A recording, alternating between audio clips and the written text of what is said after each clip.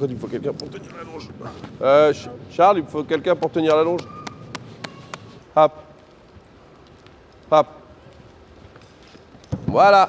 Hop, c'est pas grave. Là, il a trébuché. C'est pas grave. Oh, bon. Quoi? De quoi? J'ai pas réussi à passer le cap, j'arrive pas. Mais si, tu vas y arriver. Hop. Ben, ça fait partie du boulot. Allez, hop. Donc, je suis Firmin Grus, le frère de Stéphane et de Maude, le père de Jeanne et Célestine et l'oncle de Gloria. Donc là, vous venez de voir une séance de jockey, ce qu'on appelle chez nous, c'est de l'acrobatie à cheval. On est dans la 4e année d'apprentissage, c'est 7 ans de travail. Donc on commence à avoir du résultat, il y a encore beaucoup de détails, il y a encore beaucoup de choses à régler, parce que c'est pas naturel de tenir debout sur un cheval au galop dans un cercle. Il y a la vitesse, la force centrifuge, les mouvements et puis le contrôle. Là on a 2 chevaux, un cob normand qui s'appelle Aiglon, qui est beaucoup plus expérimenté que celui qui s'appelle Jazz et qui est un comtois. Moi j'ai commencé à l'âge de 8 ans, je venais le matin en répétition, l'été, quand il n'y avait pas d'école, hop, je tenais les chevaux, et puis va chercher le cheval, mets-lui la longe, garnis-le, brosse-le, cure le box. On est passé par toutes les étapes, parce que si vous voulez savoir comment un cheval vit dans de bonnes conditions, il faut vivre avec lui pour le comprendre. Dans la compagnie Alexis Grus, on a 50 chevaux, 50 étalons. Est-ce que ce sont les chevaux les vraies stars du spectacle? Forcément, on partage un peu la piste à deux. Il y a la famille et les chevaux. On peut pas, les chevaux sans nous ne seraient pas ce qu'ils sont, et nous sans eux, on serait pas non plus, on n'aurait pas non plus cette renommée, cette capacité. C'est une discipline compliquée parce qu'il ne faut pas tomber dans les pièges de facilité, et surtout on a un objectif, un cap. Le cheval, c'est un animal qui vous transmet des vraies valeurs. Quand vous prenez un cheval, vous ne pouvez pas vous dire ce cheval-là, on va le former en 6 mois au lieu de 3 ans, ou le former en 1 an au lieu de... Parce qu'il y a un temps pour chaque chose. Venir brosser le cheval, venir mettre son harnais, sa selle ou son tapis, le faire chauffer, c'est-à-dire le faire trotter, le faire d'abord marcher, le faire trotter pour qu'il soit en condition physique et que tous ses muscles se mettent en action, qu'il se sente bien avant qu'on monte sur son dos, que ce soit pour du dressage ou de la voltige ou de la liberté, plus le temps de travail où il va falloir aller doucement pour que le cheval comprenne, parce qu'on ne peut pas lui dire non, on ne fait pas ça, il faut lui montrer au cheval, il faut lui montrer toutes les bonnes choses. Et ça vous empêche de faire des erreurs, parce que si vous faites une erreur, vous la payez à vie. Et tout ça prend en moyenne 1h30 par cheval à chaque fois, chaque action. Donc il y en a 50, vous imaginez le temps que ça nous prend. Et c'est ce qui fait que les chevaux, ils sont bien. Ils ont une vraie vie sociale, ils ont une personnalité, ils ont plein de choses qui leur appartiennent et que l'homme, en l'occurrence notre famille, leur transmet. Après, on peut parler des filles, Jeanne, Célestine et Gloria, qui sont scolarisées au CNED. Ça permet d'adapter les horaires de cours en fonction des horaires de spectacle et des horaires d'entraînement. Jeanne, cette année, passe son bac. Elle a déjà eu le bac de français l'année dernière, dans la dernière ligne droite. Célestine est en 4e. Et Gloria est en 5e parce qu'elles ont 1 an d'écart. Célestine a 13 ans, Gloria a 12 ans et Jeanne a 17 ans. Oui. Merci, bisous. T'as un mauvais caractère. Je suis pas en forme. Moi je sais, mais t'as pas besoin de te venger. En soi, l'art est exigeant. Ça, c'est vrai qu'on a tendance à un peu démocratiser, vulgariser les choses à long terme. Mais l'art, pour nous, c'est le travail effacé par le travail. Forcément, cette discipline d'acrobatie à cheval, elle nous tient à cœur et elle demande un travail colossal. Je vais être prétentieux, mais ce n'est pas pour gagner notre vie. C'est une passion, c'est un mode de vie, c'est une philosophie, c'est un art, c'est toutes ces choses à la fois. Cette année, on fête les 170 ans de la famille dans le cirque et surtout dans l'art équestre.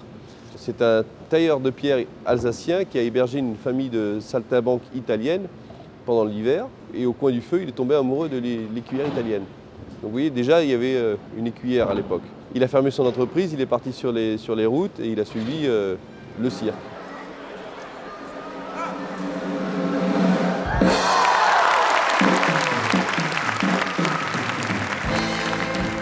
C'est vraiment une transmission qui se fait depuis cette génération, cette philosophie. Je crois qu'il y a le côté rigoureux du cheval qui nous est inspiré et transmis du côté militaire, qui est très strict.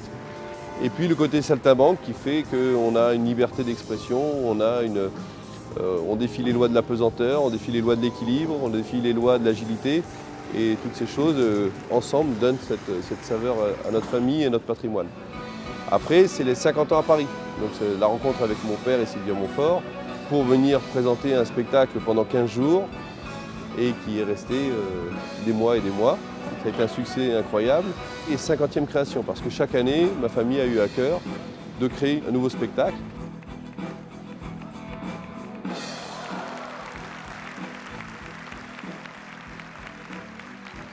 Alors quand vous êtes le fils d'eux, c'est jamais évident, mais déjà il faut dire que la compagnie Alexis Grus, si elle existe, c'est grâce à Alexis Grus et à ma maman. Le côté de mon père et le côté de ma mère qui nous ont transmis des valeurs différentes et en même temps communes, de travail, d'abnégation. Ma mère est une artiste incroyable, elle a toute sa vie travaillé, s'est remise en question pour présenter des numéros différents à chaque création.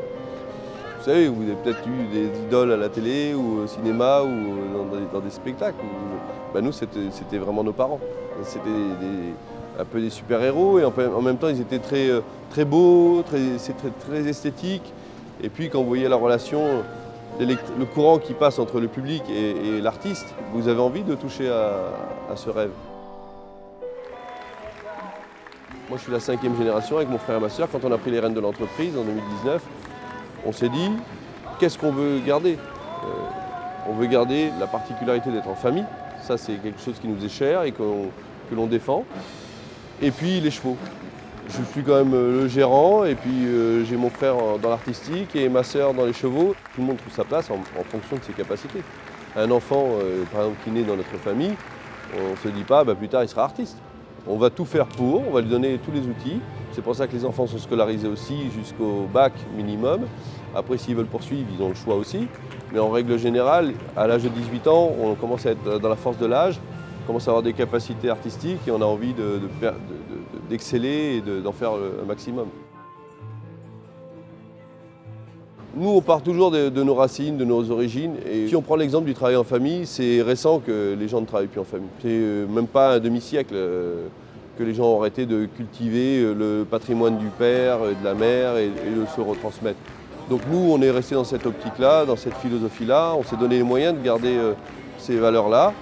Et justement, c'est ce qui fait qu'aujourd'hui, on a un peu l'impression que le public, quand il vient, il se dit « Ah oui, c'est vrai que la famille, c'est quand même des choses élémentaires, des choses simples, des choses de valeur. » Et je crois que c'est ça qui marque le plus le public. Moi, ça me fait toujours rire, la période de Noël, par exemple. Les gens, les périodes de Noël et les périodes de Pâques, il faut qu'on soit en famille. Nous, on est tout le temps en famille. D'ailleurs, à Noël, vous faites venir une messe ici? On fait une messe depuis 43 ans. Parce qu'on a une foi, on a une croyance. Elle n'est pas imposée au public, elle n'est pas imposée aux spectateurs, mais on ouvre le spectacle à 21 h et on propose aux spectateurs de rester pour la messe, la veillée et la messe qui se termine en gros vers 1h30, 2h du matin avec 200 choristes, avec une personne importante du monde religieux qui vient célébrer cette messe. Et bien ça réunit en moyenne entre 2000 et 3000 personnes tous les ans. Voilà, c'est des moments qui nous sont propres et que l'on partage avec les gens.